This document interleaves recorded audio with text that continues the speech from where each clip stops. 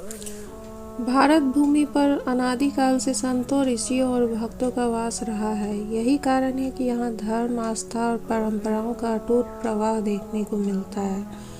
इन्हीं धार्मिक पर्वों में से सबसे महत्वपूर्ण है महाकुंभ मेला, जो हर 12 वर्ष में हरिद्वार, प्रयागराज, उज्जैन और नासिक में मनाया जाता है। इस महापर्व की उत्पत्ति का रहस्य समुद्र मंथन और अमृत कलश से जुड़ा हुआ है। इस कथा का वर्णन कई पुराणों, विशेष रूप से भागवत पुराण, विष्णु पुराण और महाभारत में मिलता है। आज हम आपको इस पौराणिक कथा का विस्तार से वर्णन करेंगे। प्रथम अध्याय, जब देवता हुए दुर्बल। सतयुग के अंत और त्रेता युग की शुरुआत में देवताओं और असुरों के बीच निरंतर युद्ध हो रहे थे। असुरों के राजा बलि, शुंभ, निशुंभ, महिषासुर, रक्त बीज आदि अत्यंत शक्तिशाली थे और वे एक एक कर सभी लोगों पर अधिकार कर रहे थे। देवराज इंद्र, अग्नि, वरुण, वायु, यम और अन्य देवगण असुरों के बढ़ते प्रभाव से भयभीत थे। असुरों ने देवलोक पर आक्रमण किया और अमर होने के लिए यज्ञों को नष्ट कर दिया। देवगण, जिनकी शक्ति यज्ञ और तप से आती थी, धीरे धीरे दुर्बल हो गए। इस संकट से मुक्ति पाने के लिए वे भगवान विष्णु के पास गए। भगवान विष्णु ने ध्यानपूर्वक देवताओं की व्यथा सुनी और गंभीरता से बोले, हे देवगण, यदि तुम अमरता प्राप्त करना चाहते हो तो तुम्हें समुद्र मंथन करना होगा। इसी से अमृत निकलेगा, जिसे पीकर तुम अमर हो जाओगे। लेकिन समुद्र मंथन इतना सरल नहीं था। इसके लिए असुरों की शक्ति की भी आवश्यकता थी। विष्णु जी ने सलाह दी कि देवता असुरों से संधि कर ले और उन्हें भी अमृत पान का लालच दें। द्वितीय अध्याय, समुद्र मंथन की तैयारी। देवगण असुरों के पास गए और बड़ी विनम्रता से कहा, हे असुरों, यदि तुम अमर होना चाहते हो तो हमें समुद्र मंथन करना होगा। अमृत प्राप्त कर हम सभी अमर हो सकते हैं। असुरों को यह प्रस्ताव पसंद आया। वे भी अमर होने का अवसर नहीं छोड़ना चाहते थे, इसलिए सहर्ष इस योजना में शामिल हो गए। अब समुद्र मंथन के लिए 3 महत्वपूर्ण वस्तुओं की आवश्यकता थी। मथनी, जिससे समुद्र मथा जाए, इसके लिए मंदराचल पर्वत को चुना गया। रस्सी, जिसे मथनी को घुमाया जाए, इसके लिए नागराज वासुकी को सहमत किया गया। आधार, जिससे पर्वत न डूबे। भगवान विष्णु ने स्वयं कूर्म अवतार धारण कर पर्वत को अपने पीठ पर रखा।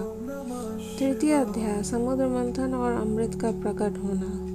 समुद्र मंथन का कार्य आरंभ हुआ। देवता और असुर नागराज वासुकी को पकड़कर मंथन करने लगे। सबसे पहले कालकूट विष निकला, जिसे पीकर भगवान शिव ने नीलकंठ कहलाए। फिर क्रमशः कामधेनु, उच्चश्रवा घोड़ा, ऐरावत हाथी, कौस्तुभ मणि, पारिजात वृक्ष, अप्सराएं, लक्ष्मी जी और धन्वंतरी वैद्य प्रकट हुए। अंत में धन्वंतरी भगवान स्वर्ण कलश में अमृत लेकर प्रकट हुए। अमृत को देखकर असुरों की आंखों में लोभ आ गया। वे अमृत कलश को छीनने के लिए दौड़े। चतुर्थ अध्याय, अमृत की रक्षा और महाकुंभ का रहस्य। देवताओं और असुरों के बीच अमृत को लेकर भयंकर युद्ध छिड़ गया। देवराज इंद्र के पुत्र जयंत अमृत कलश को लेकर आकाश में उड़ गए। असुर भी उनका पीछा करने लगे। 12 दिनों, जो पृथ्वी के 12 वर्षों के बराबर थे, तक यह युद्ध चला। इस दौरान अमृत की कुछ बूंदें पृथ्वी के 4 स्थानों पर गिरी। हरिद्वार, गंगा नदी के तट पर। दूसरा, प्रयागराज, गंगा यमुना सरस्वती के संगम पर। तीसरा, उज्जैन, शिप्रा नदी के तट पर। और चौथा, नासिक, गोदावरी नदी के तट पर।